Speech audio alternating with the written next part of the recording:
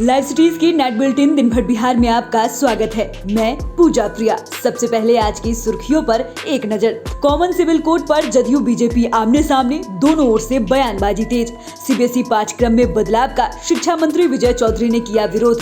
तेज प्रताप यादव पर युवा राजद नेता ने लगाया गंभीर आरोप, बोले मुझे नंगा कर पीटा गया। चिराग पासवान ने नीतीश सरकार पर बोला हमला।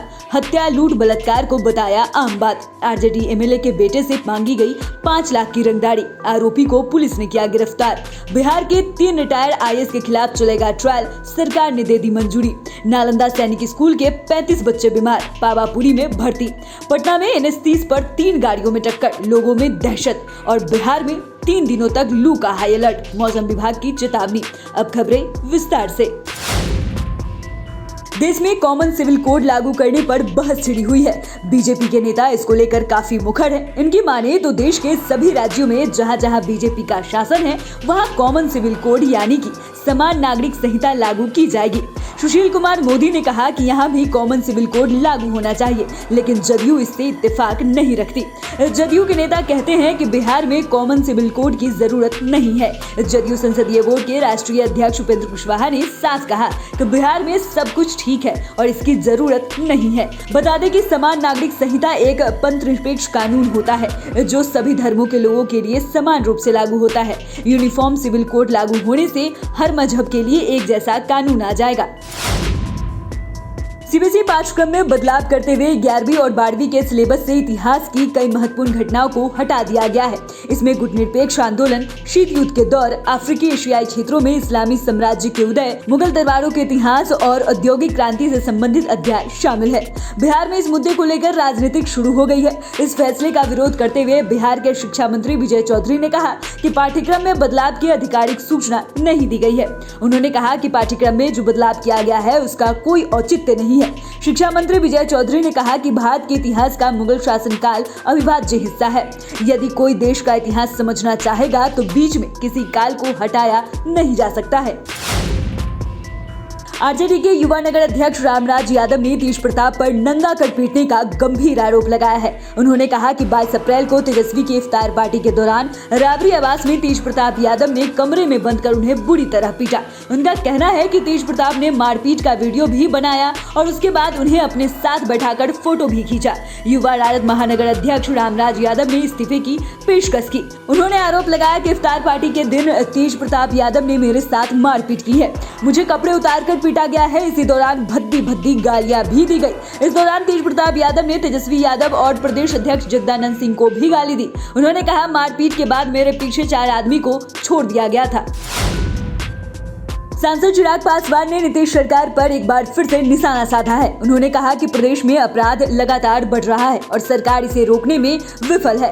नवादा में कार्यक्रम को संबोधित करते हुए लोक जनशक्ति पार्टी रामविलास के राष्ट्रीय अध्यक्ष चिराग पासवान ने बिहार फर्स्ट, बिहारी फर्स्ट का नारा दिया। उन्होंने मुख्यमंत्री नीतीश कुमार पर भी निशाना साधते हुए कहा कि आज बिहार में क्राइम का ग्राफ बढ़ा है, मर्डर, लूट, बलात्कार जैसी घटनाएं बढ़ी है। सरकार इसे रोकने में विफल साबित हो रही है। उन्होंने चाचा पशुपति पारस पर भी निशाना साधा, कहा कि पिता के देहांत के बाद वे ही षड्यंत्र में जुट गए हैं। उन्हें किसी पद की ललसा नहीं है, वे सिर्फ बिहार और बिहारियों के लिए काम करना चाहते हैं। बिहार की एक अलग पहचान हो, इसके लिए मुहिम छेड़ चुके हैं।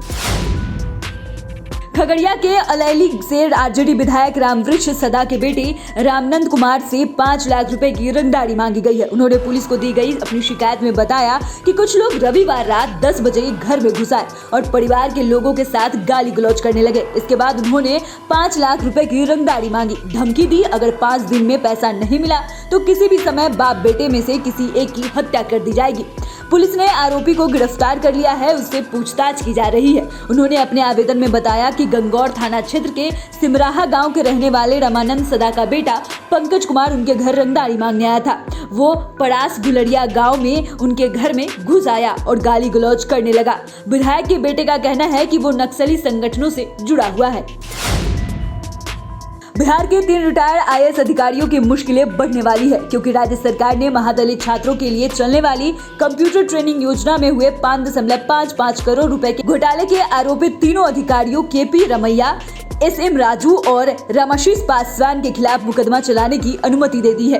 इस मामले में अब तीनों अधिकारियों के खिलाफ ट्रायल शुरू हो जाएगा। फिलहाल तीनों अधिकारी इस मामले में जमानत पर है। ट्रायल के दौरान दोषी पाए जाने के बाद सजा भी हो सकती है। बता दें कि इस मामले में वर्ष 2017 में मामला दर्ज किया गया था। इनमें इन तीनों अधिकारी के अलावा आधा दर्जन से ज्यादा लोगों को आरोपी बनाया गया था। तत्काल निगरानी की टीम इसकी जांच कर रही है। बिहार में पहला मामला है जब एक साथ 3 रिटायर्ड IPS अधिकारियों पर मुकदमा चलाने की अनुमति सरकार ने दे दी है। नालंदा सैनिक स्कूल के 35 बच्चे सोमवार को बीमार पड़ गए। सभी को स्कूल प्रशासन ने वर्धमान आयुर्विज्ञान संस्था पावापुरी में भर्ती कराया है। प्रशासन की ओर से बताया गया है कि 83 बच्चे मध्य प्रदेश से टूर करके वापस लौटे थे। इसके बाद उन्हें उल्टी दस्त शुरू हो गया। सेहत बिगड़ने पर 35 बच्चों को इलाज के लिए अस्पताल ले जाया गया। बता दें कि नालंदा में सैनिक स्कूल सिलाब थाना इलाके के नानंद गांव में है। सैनिक स्कूल के शिक्षक पुनीत कुमार के मुताबिक सभी बच्चों की तबीयत अचानक बिगड़ने लगी। इसके बाद स्कूल प्रशासन की ओर से तत्काल उन्हें अस्पताल भेजा गया। उन्होंने बताया कि डिहाइड्रेशन की वजह से ऐसा हुआ है। हालांकि अस्पताल की ओर से इसकी अभी पुष्टि नहीं हुई है।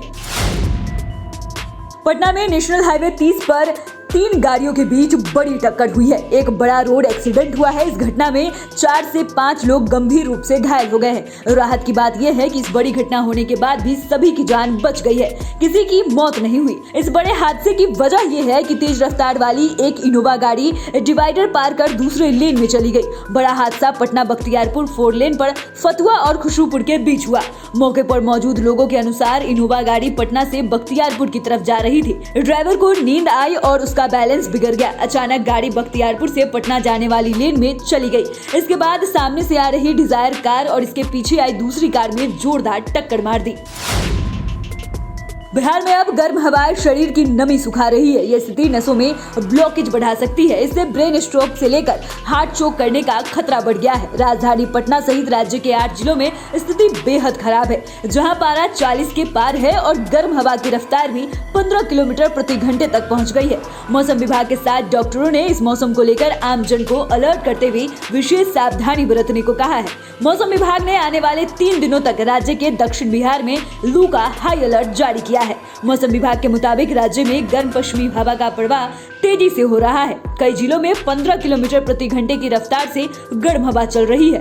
मौसम विभाग के मुताबिक गर्म और तेज रफ्तार में चल रही पश्चिमी हवा के प्रभाव से अगले 48 घंटे तक मौसम शुष्क बना रहेगा।